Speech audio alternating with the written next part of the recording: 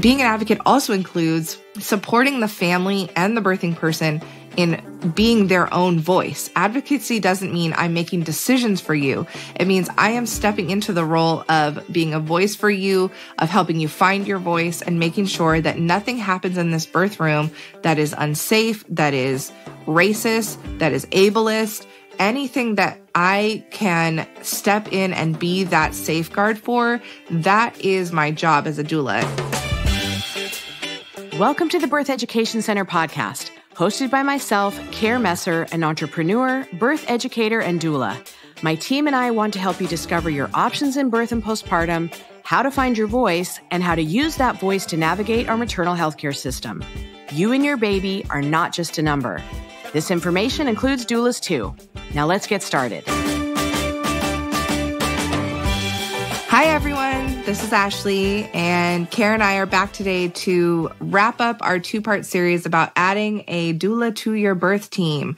We realized when we started this topic that there was no way we were going to fit it all into one episode. And so last time we talked about going over the concept of adding a doula to your team, of coming up with arguments for adding a doula to the team, talking about what their role might be, whether or not they would replace a partner, that they wouldn't be a stranger, so many different things that people consider when they are thinking about adding a doula.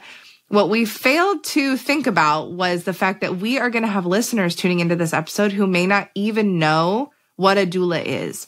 And the reason I know that is because a new class started this week, and one of the moms was like, yeah, I've heard of doulas. I think I might want one, but I don't know what they are, et cetera, et cetera. And she's been studying birth off and on with me for the past 2 months, but that just never came up because she just assumed she'd learn about it in class. So we need to go over that today. Yeah. I mean, and it's one of those things where I feel like it's a word that's becoming more common. People are familiar with it, but I also still get the question, like, what's the difference between a doula and a midwife? And do you deliver babies? And what's a doula? You know, I've heard that word. I don't know what it means and all of that stuff. So we realized that at the top of this episode, we really want to talk about what a doula is and what their role is in the birth room before we dive into how to go about finding and hiring a doula. So the real basic definition of a doula is professional birth support. It is somebody who either through training or experience has made it their profession to support birth in terms of preparing for birth, in labor, the actual birth of the baby, and usually the early postpartum period, as well as providing resources throughout the pregnancy. So really, it's somebody that you are bringing into your team who is experienced and educated in the act of birthing, similar to bringing in a wedding planner, somebody who is experienced in putting a wedding together, or a choreographer, somebody who has designed and put together dances, a trail guide or a Sherpa. Yeah, we kind of hinted that in the last episode, but it is somebody that is supporting the full scope of everything in a very indifferent way, kind of the liaison between you and your staff, depending on whether that's home birth staff, birth center staff, or hospital staff. Yeah, as well as supporting your whole personal team, whether that's a partner, multiple partners, a family member that's supporting you, a friend that's supporting you. And it is different than having a friend or family member support you. And evidence-based birth, who we referenced last episode, does a really good job of defining and separating the two. That continuous support is important no matter where you get it from. But doulas were shown to make a significant difference in outcomes compared to having a friend or family member support you. And the reason for that is their experience and education, as well as their investment in your experience that is separate from their investment in their personal relationship with you. And we definitely talked about that a little bit last time about how we need friends and family who are supporting us to sort of set that baggage at the door. When we look back and study doula's roles in birth, we do see a significant difference in outcomes when we add this professional person to our birth experience in terms of that lower C-section rate, that higher birth satisfaction, better outcomes for baby, all of that stuff. So you're looking for somebody who is going to reinforce your education, unless they are a doula/educator. They're not going to be doing all your educating, but they're going to be reinforcing the education that you get, as well as providing physical and emotional support to you before, during, and after labor, and emotional support to your birth team. There's been this growing call for doulas to really step into this role, and that's advocacy. And I know as a doula, I hear from parents all the time when they reach out to me, I'm looking for someone to advocate for me in the birth room. And when I became a doula a decade ago, advocating or advocacy was sort of a dirty word in the doula community, especially from some of the larger training and certifying organizations would basically say, like, you cannot advocate for your client. And it was sort of presented as you're speaking for them. Well, especially with the large disparities in birth outcomes for Black and brown families compared to white families, the atrocious maternal and fetal mortality rates for all people giving birth in the United States, but especially for those marginalized communities, the call has grown to recognize that actually advocacy is a very important part of being a doula. It is allowing yourself to be a witness and to be a voice when someone doesn't have a voice. And being an advocate also includes supporting the family and the birthing person in being their own voice. Advocacy doesn't mean I'm making decisions for you. It means I am stepping into the role of being a voice for you, of helping you find your voice and making sure that nothing happens in this birth room that is unsafe, that is racist, that is ableist. Anything that I can step in and be that safeguard for, that is my job as a doula. And I know in our doula series, we really talk to our doulas that we work with and train about that. No, we're not going to teach you not to be an advocate, because sometimes you may be the only advocate in a room that a family has. And especially if you're working with marginalized communities, with minorities, with LGBTQ communities, these people need people who are willing to step in front of them, to be that line of support in this most vulnerable time of their lives. Like, even people who are very, very good at advocating for themselves in their daily life, speaking for themselves, may find themselves afraid to speak up or unable to speak up or too tired to speak up or too physically exhausted to speak up because of the birth process. And that's where a doula's job takes over, to really support these families and help them find their voices. And so when you say you're looking for an advocate and a doula, when you hear people say, my doula advocated for me, we are here to say that we fully support that in a doula's role. And we think that you should be looking for someone who is willing to step up to bat for you and be that bridge of communication and be that support for you. There's all different levels of advocacy too. And when we talk about the importance of birth education, if you know what you want, because now you know all of your options, because you did take education, that helps loosen up your throat, because you go, wait, I'm in charge here. Wait, this is what I want. I'm paying the bill here. And also being able to have that conversation with your doula. These are my top 3 things. I don't want these to happen. If there is a change in the way the birth goes or the way baby needs something, this is what I need you to do. How do you explain this to me? And also, what kind of questions are we going to ask the staff around this? Like, playing those scenarios out beforehand so that the advocacy starts way earlier in the process, like your planning process, will free up your voice, because it's almost like you've done a little role play with it. And having a doula that is confident in that, and if not, they can take more education to become more confident in that, because there's plenty of advocacy programs out there, some amazing ones. That's only going to help you in the birth room. But your education stems from how you're going to hire the doula that can advocate for you, because you're going to have the options in front of you, know exactly what you want and what it might look like. So we're going to get in and talk to that even more. I just feel like it's an important piece. Some training organizations are still telling their doulas, like, you're not an advocate, you're not an advocate, you're not an advocate. We can't afford to not advocate for our families, not in this medical system, not in all of these horrible systems that have been established in our country's history that are not supportive of people who don't fall within certain norms. I think it's really important that our listeners know, that doulas listening to us know, that we think advocacy is very important. And we think that when you're looking for a doula to add to your team, you should be looking for someone who is there to advocate for you, with you, and make sure that you are safe and well taken care of.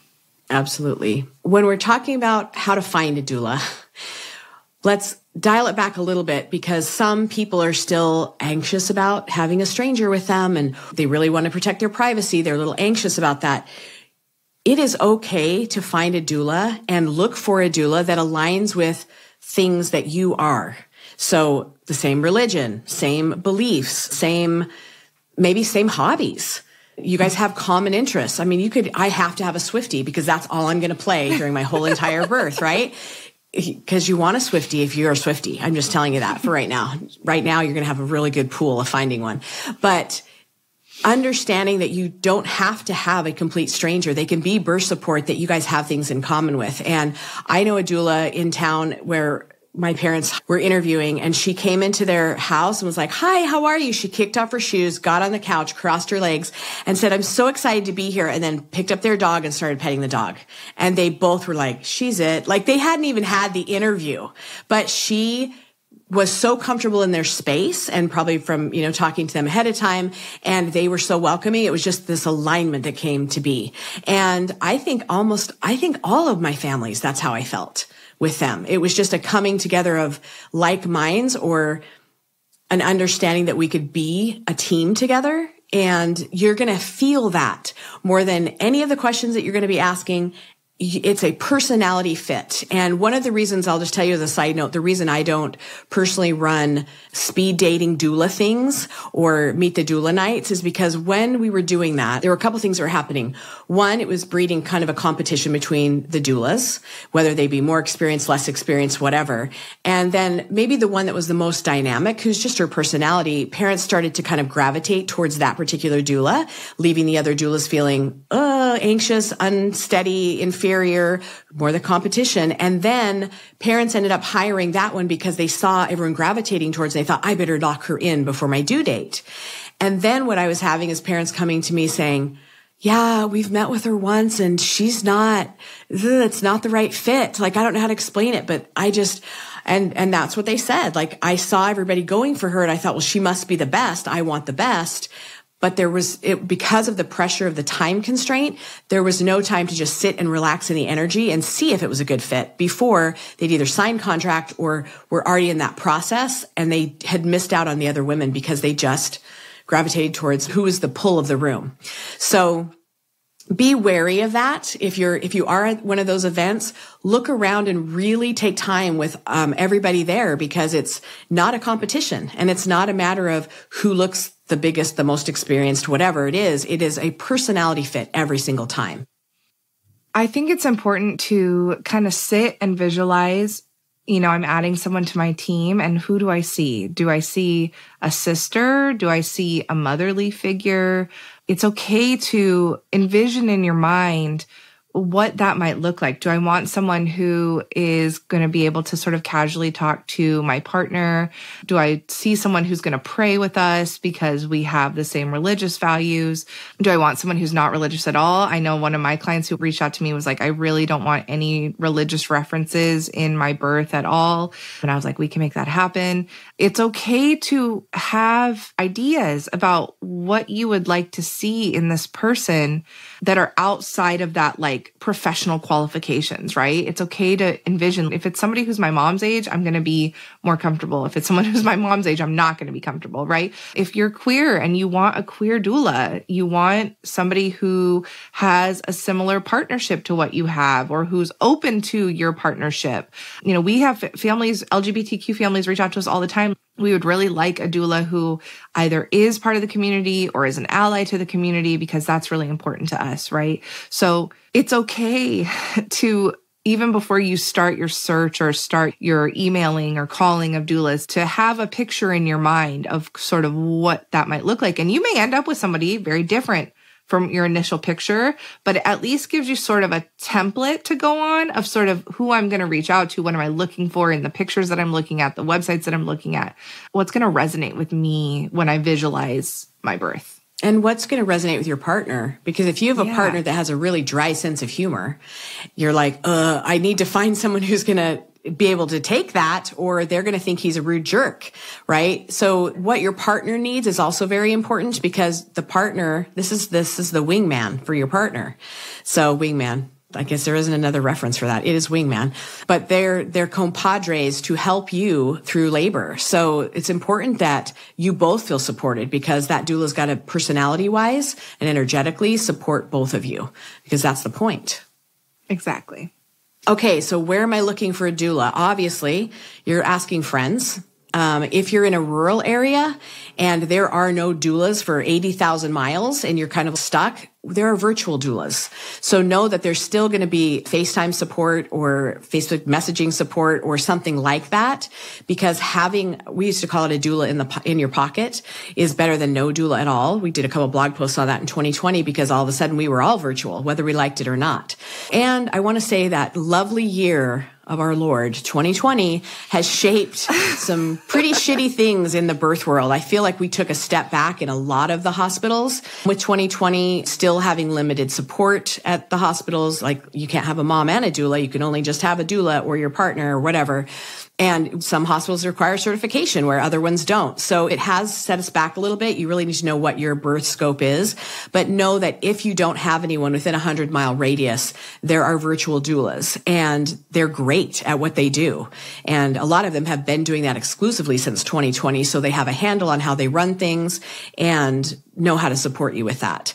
If you're in a certain area, whether that's rural or not, you can go to Instagram and do hashtag Houston Doula, hashtag Coeur d'Alene Doula, whatever, and see who shows up. Because if a doula is savvy on her marketing, she's going to be hashtagging herself like that. So you'll be able to see, oh my gosh, like San Diego Doula, there's like 50,000 posts about it, right? And you can kind of sort through and see who's accepting births in your area.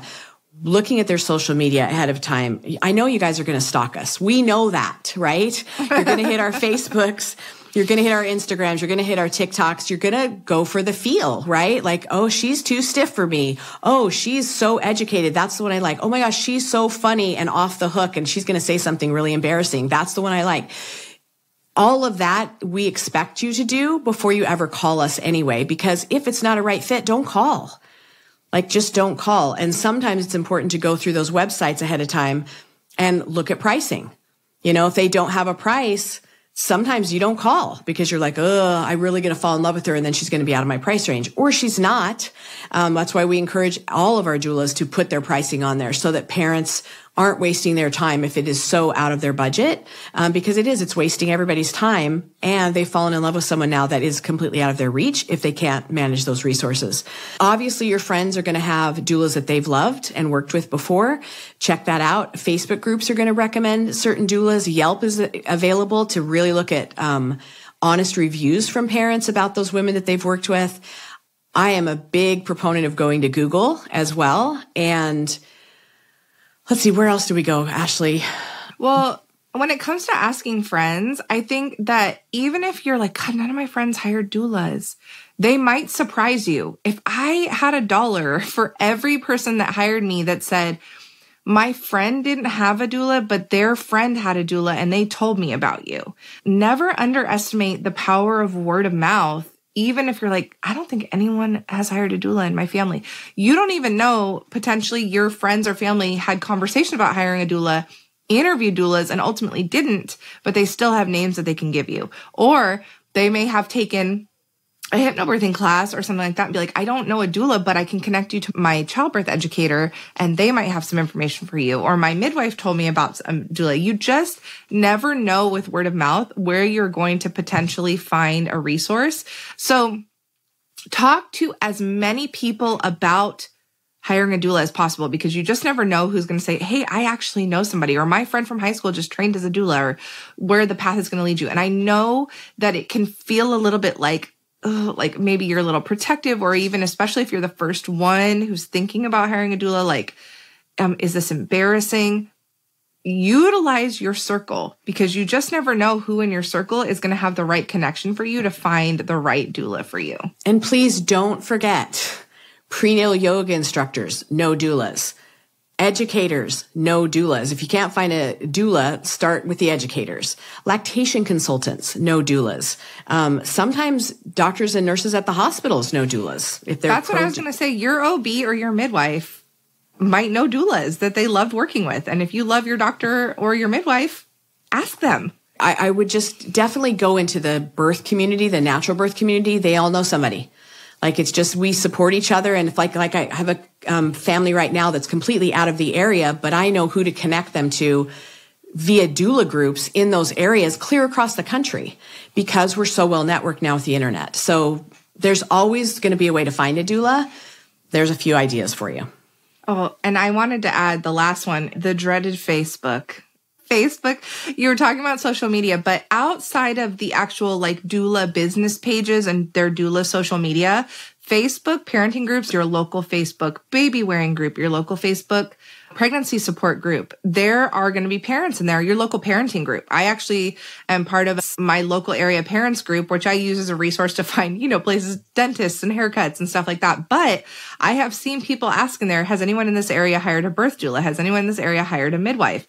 And you're going to get local responses that way. And I really love local Facebook groups for that kind of stuff, because you never know, like in the baby wearing group, I've had people reach out to me, all kinds of different local Facebook groups. Keep it local as much as you can, because due date groups are scary. And obviously we know Facebook can be a little bit of a toxic place, but I still always like to mention it because it can be sort of a one-stop shop where you can post on your personal page that you're looking for a doula. You can look in your local groups for people who've hired doulas. You can even search posts, right? You don't even have to post anything, or you can post anonymously now, but you can search previous posts where people talk about hiring a doula. Facebook pages for the individual doulas that also have reviews and stuff like that is another really good way to sort of get to know them before you reach out to them. So I always like to mention Facebook specifically because of the group resources that are there, especially the local group resources. So definitely keep that in mind in your search. Yeah, and if you're still too shy, hit Instagram, hit TikTok, because you can follow those really easily. And there are doula specific websites out there, doula matching websites, doula listings. Different birth organizations may have doulas listed on their websites that they work with. So definitely utilize Google. I know Kara already mentioned that, but Google doesn't just mean Google reviews, right? You can use it to really do a thorough search in your area of doulas, look at their websites and see whose face appeals to you, whose experience list and education list on their website appeals to you, who's upfront about their pricing. All of those things you can find via Google. And I'm also hesitant when they don't list any of that.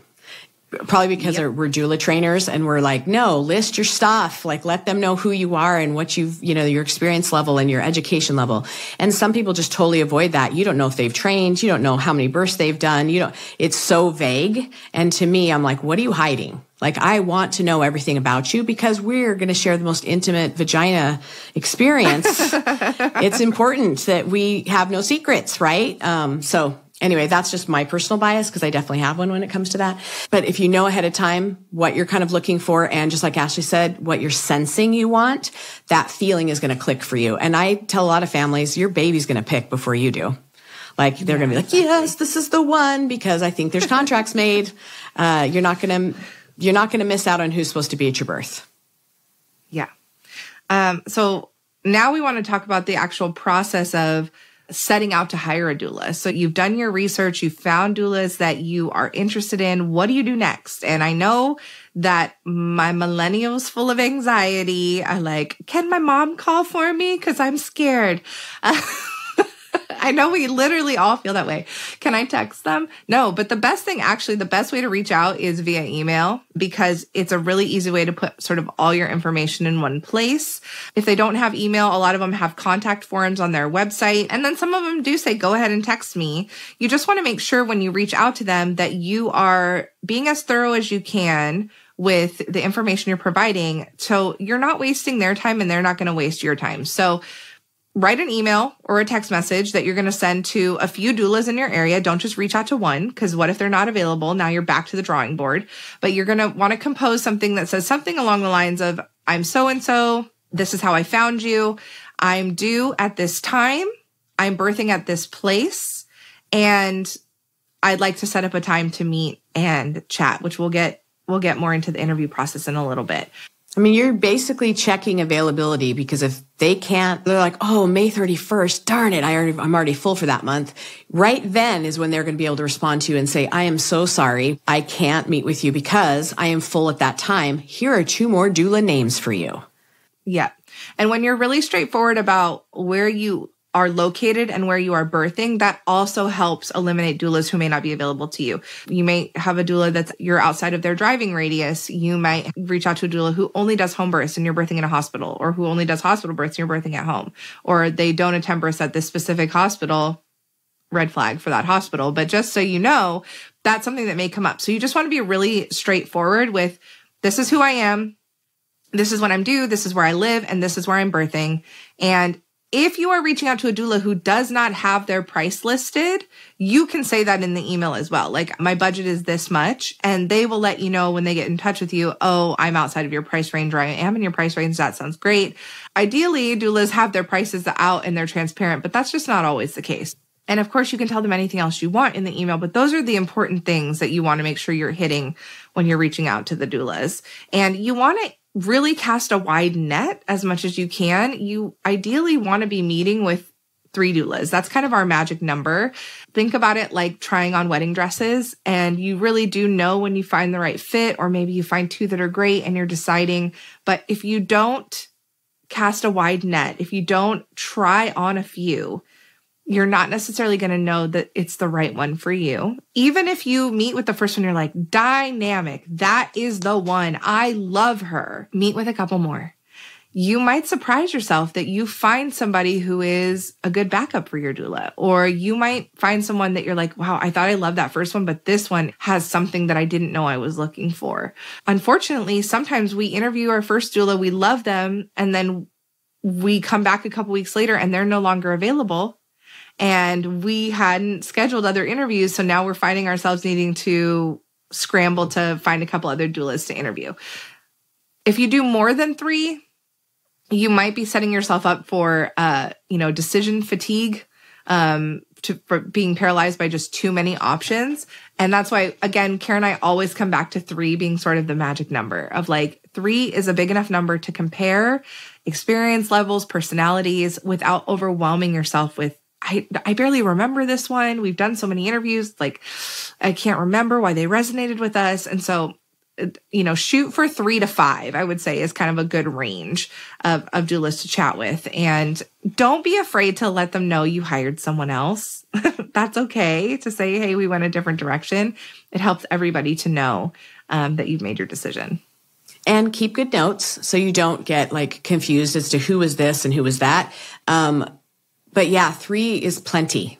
It is plenty because you do have a good sense, and try and get them all at one time. Because if you do spread it out over weeks, the odds that that person will be booked and that is the one that you're like really circled around to, it's going to be disappointing. So I think in this particular part of the process, be very organized. It's just going to help things streamline. Exactly. And you just want to be a little bit flexible in terms of that. It may not be exactly what you're looking for, but be open to meeting with people that might be outside of that perfect picture, right? Like maybe you pictured a very young doula, but then this other doula came highly recommended and they're a little bit older, but they're available to interview with you. They're available for your due date. Chat with them. They might bring something to the table that you never knew you were going to get, or they might be the perfect fit for you. And so have your vision in your mind of what you're looking for, but then, like I said, cast a wide net and be sort of flexible in the different types of doulas that you're going to interview with, because we believe you're going to glean something from all the time you spend with any doula, but also you just never know. Someone might surprise you with being a fit you didn't know you were looking for. Setting up an interview seems very daunting when you're like, I don't know enough about birth. I don't even know how I'm going to do this. I'll just give you a little bit of comfort right now. Doulas kind of know how to run interviews. Do you know how many interviews we've had? Like 10 million of them. And even if you're a newer doula, you still know enough about birth and education, et cetera, to kind of help run the interview. So don't worry about that. It becomes very easy for us to do to help you through the process. It's easy. I've worked with about 300 families, which means I have been to about 900 interviews over the last 10 years, because I would say on average, I get hired between half to a third of the families that I interview with will ultimately hire me. And so that means that I'm looking at, 600 to 900 interviews over the last 10 years. I'm pretty good at being interviewed by families. I'm pretty used to it at this point. Yeah. And it really is kind of fun to get to know them and see the personality and the, humor. I think humor is so important in birth. And you should come to an interview with things that are really important to you to get the answers to. And I will tell you, education, once again, it's going to open those doors up because it's giving you options. You don't even know what you want yet if you haven't had education. So if you know, like we've had that before, like, I haven't started my hypnobirthing class, but I want to hire a doula. My class doesn't start for a month and a half, 2 months. Ask the doula, since I don't know all of my options yet for birth, what are the most important things people usually ask you? And let the doula take the reins. She's going to tell you. They ask me about my education. They ask me about how I handle backups. They ask me about my availability. They ask me about certain procedures that I want or don't want. They're going to be able to help you with that. And after the first interview, you're going to have like a better sense of what to ask at the second and third interview, right? But don't be afraid to ask the doula what you don't know, because that's going to also showcase their expertise to help you with that. I think personal questions are good too. Like when we talk about that alignment, that sort of soul connection, asking them about their family structure, asking them about how they got into birth work, what their journey was, what called them to doula work. Asking them what their favorite hobbies are. We call them everything and nothing conversations when we're talking about doula's role in the interview process and getting to know families. But it's okay for you to also say like, hey, how did you end up in this town? And how many kids do you have? And those are going to really lend you a perspective on who your doula is as a person.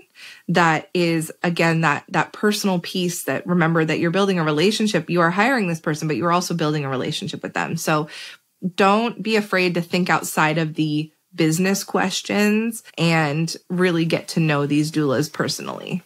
And when you Google what to ask a doula, do you know how many results you're going to get from that search? Like 10 million thousand of them. Okay. Go through 5 or 6 and pick out the questions that go, oh yeah, I should probably ask that. That makes sense. So make it personal.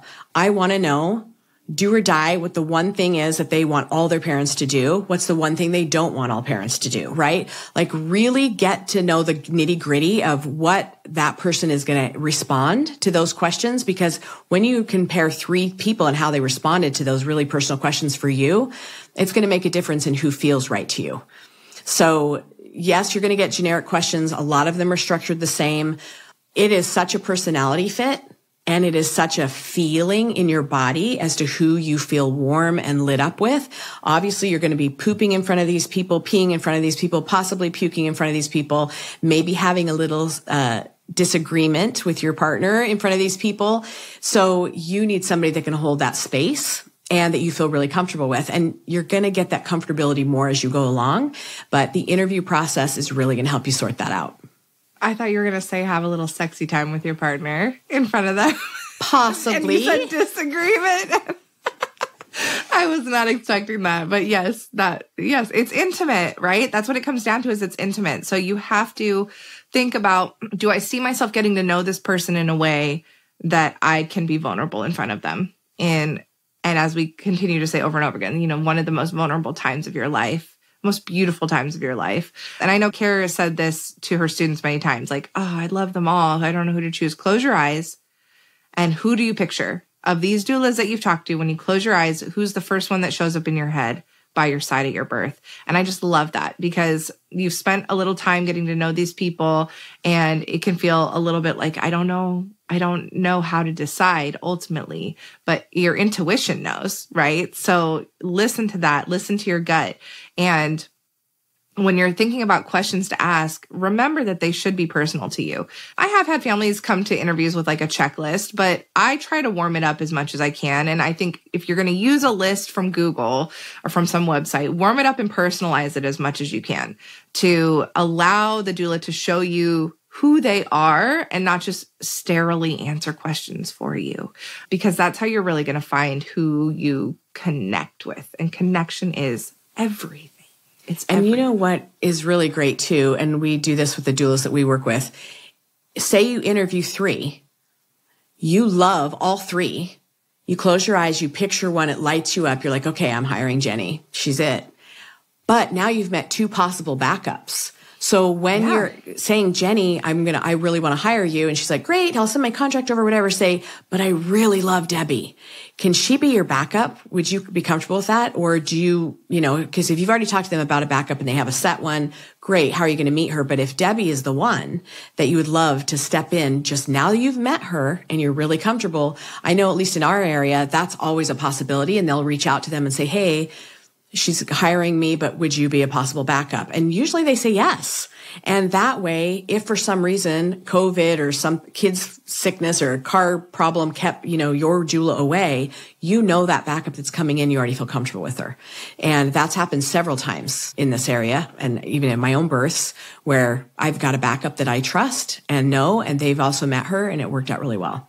So that's another possibility. Yeah. And that leads right into the next piece of this puzzle, which is a really important thing that families should be looking to get to know about their doula as a professional is their availability and their reliability. So you've already kind of confirmed that they're available around your due date, but it's important to know how often do they miss births? So how busy is their life and how do they handle it when they do?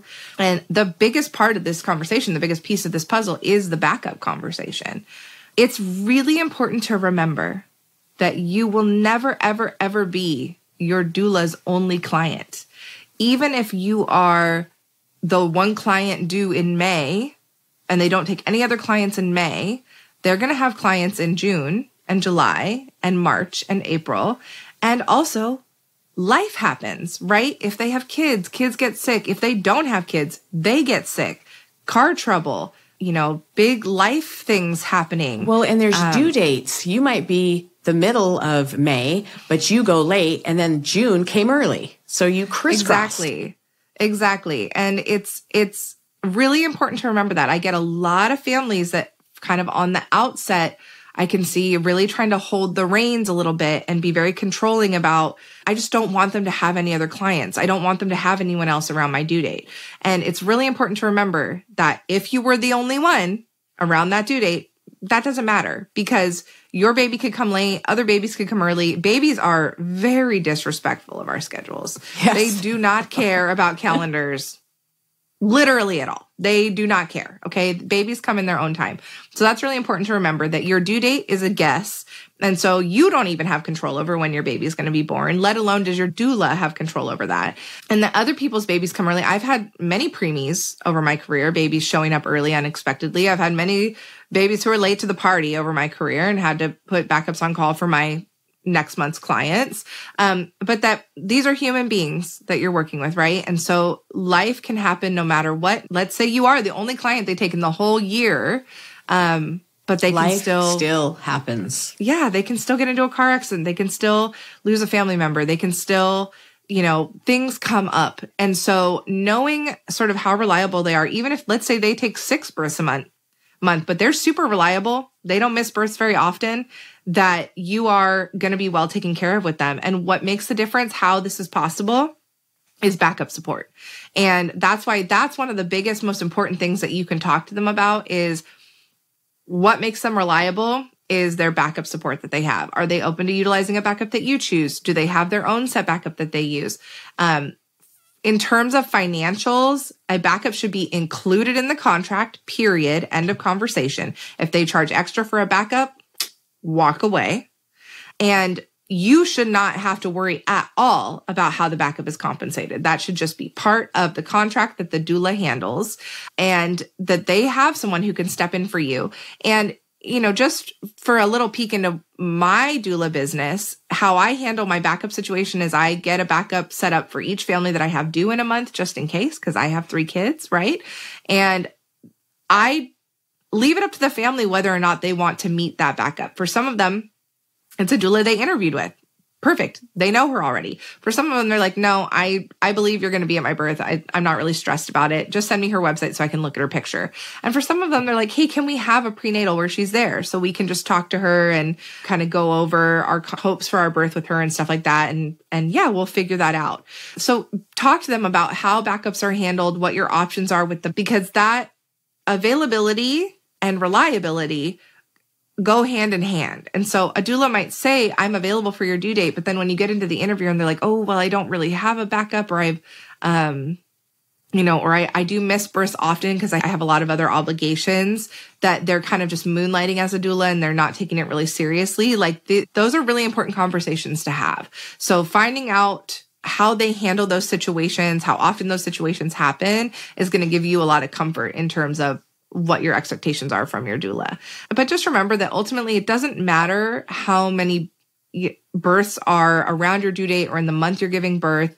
That's not something you should be stressing over. If you find a doula who's really, experienced, well-reviewed, has good supports in place, because you're going to be stressing yourself out about other people's babies potentially being born when you have no control over it. And so that's something that I really encourage families to let go of when I'm talking to my students about hiring a doula. Let go of that, because your baby could come early, your baby could come late, someone else's baby could come early or late. If they take a large caseload and they can handle it like a boss, and they attend all of their births with a really high proportion of attendance, then they're great. They're good at what they do. And that's not something you need to stress yourself with. They could have 3 babies due on the same day, and none of you will have your babies that day.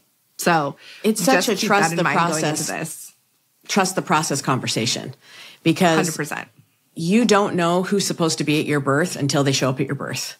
And I know that I have been a backup before where I haven't even met that woman, and I showed up and it was this kind of birth and I said this kind of thing, and it was something that totally different the other doula wouldn't have done, but yet they did all the prenatals to prepare that woman and family for that birth.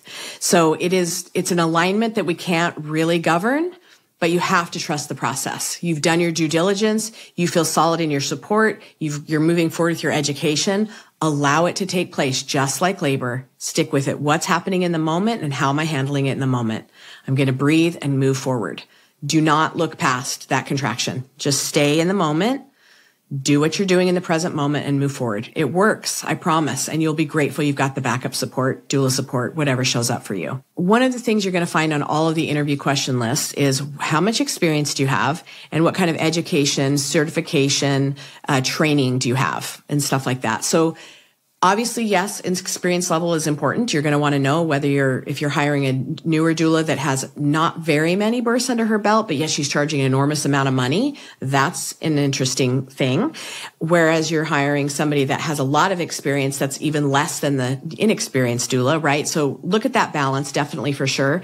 When we talk about training versus certification, some women have never taken a training and they've got 300 births under their belt. They are just a natural born doula. They've been doing it forever. Maybe they started with home births and they've just, because of their birth or whatever, and they've just done this work like it is just part of their life. That's their career. Some have taken 1.5 million trainings and are certified with 75 organizations. Is that important? Let me just talk about that for a second. We as doulas do not have a licensing board. We do not have like a medical board that is over all of us that has, here are the base standards of who you have to be. Here is the license that means that you are or you are not what you say you are. We don't have that. There are 1.5 million training organizations. There are 1.5 million certifications. They're all different because we don't have one governing body. So there's one thing to look at. One of those yucky things that happened during COVID is some hospitals, have kept their little, we have to have a certified doula in here or you can't come in the doors. So some doulas had scrambled to get a certification just so they could go and serve their clients in the hospital because the hospital kind of put that on them. Some were certified 4 years ago, but let it go because that certifying body doesn't align with their values anymore. So they let that go. They were paying money to an organization that they weren't getting anything from, and they were very misaligned with. So they let that go. I do think certification has its place in that it shows that you start something and you finish something. And that's good. And it also kind of wraps up your training into a nice tidy bow, but it's not the end all be all. So while I value certification, I value all the trainings that I've taken, certified with. Some I haven't certified in because after I did it, I was like, yeah, that's not for me. That organization is not for me. Didn't know that till I paid all the money for the training. So I gleaned what I could and was grateful for the experience, but I did not certify with them. So understand that is going to be a different level of conversation with everybody. So feel into it, but don't knock a doula because they aren't certified unless that's the only kind of doula that you can take into your birthing place. And that's very important that you have that. But know that it's a very broad stroke conversation. And really, it's a personality fit as well as education. Obviously, continued education as well. They should know all the different kinds of birthing methods that are available, especially yours, if that's, important, that they know the terms you're using, the kind of practice you've been doing, etc. But when it comes to a certification conversation and training, just know that it's going to be different for every single doula that you interview. I mean, you probably understood that we were alluding to this when we were talking about the advocacy conversation, right? I know that I trained with a very large doula organization when I first started doing this work. The trainings were readily available. They obviously came up right on the top of my Google searches. And so when I was first starting out, that seemed like, yeah, that's the direction I need to go. I need to get my name out there and to get this sort of like muscle behind me, essentially. But as I've grown as a person, as a parent, as a doula, and recognizing just how important advocacy is, recognize how important intersectionality is in terms of the families we support who are of different races, different means, different genders, that I did not want to be tied to an organization that put sort of the business side of it, their business side of it, at the top most important piece of the puzzle. And that I needed something that was trauma informed and that was intersectional. And that was really important to me. And so I let that certification go, and I actually retrained with a whole new organization. The other thing about certifications is it's something that is really just, after a certain point, something doulas are paying to have a label next to their name. That isn't accessible to everybody, right? It's not necessarily accessible to pay several $100s a year to have letters next to your name if, number one, you don't align with it. Number two, it's not necessarily doing anything for you. So you could see how when you're talking to doulas who've been doing this for so many years and they're like, yeah, I let that go because it wasn't serving me, that there's value in your doula knowing who they are as a person. And so I opted for an organization that was not only aligned with my values, but was also a lifetime certification. I don't have to continue paying them to be associated with them. I just am, because I put in the work, I put in the effort, and that's enough for them. And so there's a lot of different reasons why a doula would be certified or would not be certified. And so I really encourage my students when they're thinking about hiring a doula, that shouldn't be the top of your priority list. Certifying with one certain organization doesn't make them a better doula. It doesn't make them a safer doula. It doesn't make them a more professional doula. And yeah, there are literally direct entry doulas who just started doing this work. There are traditional doulas who are doing this as part of their culture. There's so many ways by which people become doulas that certifying with one certain organization ultimately doesn't mean anything about the quality of the doula that you're interviewing with or hiring. So yeah, Karen and we talk about certification a lot because we obviously train doulas and we work with doulas. We refer doulas to our families, but we ultimately always come to the same conclusion. That is, a good doula doesn't need letters by their name to be a good doula or to be the right doula for you. That advocacy, that intersectionality, that support, and that connection is ultimately so much more important than who they trained with or who they certified with. And I just thought about something too. If you want to really feel into who these doulas are and you're going to ask for referrals or references, before you interview with them, say, can you bring some referrals or references from your other families? That will streamline the process a little more too, because then you're not saying, okay, great, can you give me some references? And then they're having to get back to you after the interview process. Have them bring it to the interview process or email it to you ahead of time, because especially if you're trying to bunch in those 3 interviews together, you're not waiting for referrals to come back. Give them a heads up that you're going to ask for those. Everybody has them. And if they're a newer doula, they might have them. You might be their first, family. So they're not going to have them, but streamline that a little bit if you're trying to book your interviews closer together. But when it comes Yelp is great for that. When people ask me for referrals, I send them to my Yelp page because I have so many people on there who speak in detail of their experience with me that those are the best possible reviews I could send people or references I could send people. So however you want to receive those references, it's really a good idea to kind of let them know ahead of time and they can send those to you. Bottom line is we want you to have a doula. We want you to find somebody that can help advocate for you, protect your birth space, make you feel comfortable, keep it a sacred, beautiful experience for you. And that's the whole purpose of having professional support, so that you too, if you have a partner, can just fall into each other and let the outside stuff go. That can protect your birth space. And if you're the only person, you need some doula support. Yeah. And remember that doulas are for your whole family, and doulas are for every birth. So whether you're planning the most medicalized hospital birth that anybody's ever had, whether you're planning a cesarean, whether you're having a home birth, a yurt birth, a birth center birth, that doulas are for every birth. There is a doula who is going to bring to the table what you are looking for. And even if you want medication, you still need a doula to help you with positions, to help you with education, to help you with advocacy, to help you with so many things, so many nuances and details of birth. We couldn't even cover it if we had 6 hours to talk about everything a doula is going to do in a birth for you. Even if you're at home and you're like, well, I have a midwife and it's very personal and all that. Midwives are medical providers. They have a very important job.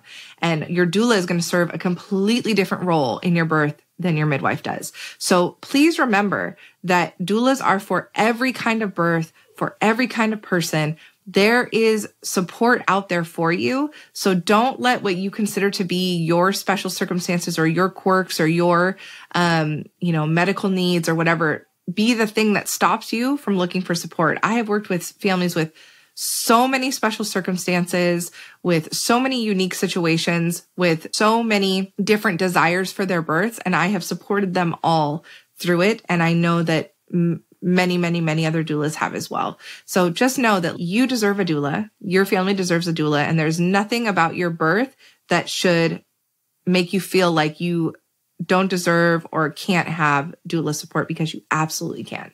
Be sure to send these episodes to any families you know that are pregnant and thinking about hiring a doula. If you need us, reach out to us, DM us on Instagram, TikTok, whatever, and we'll see you next week. Bye. Thanks for joining us today. And remember, it's your body, your choice, and finding your voice is your power. Be sure to subscribe to our YouTube channel, follow us in all the places, and go to birtheducationcenter.com for our blog and more online education classes. And we'll see you next week.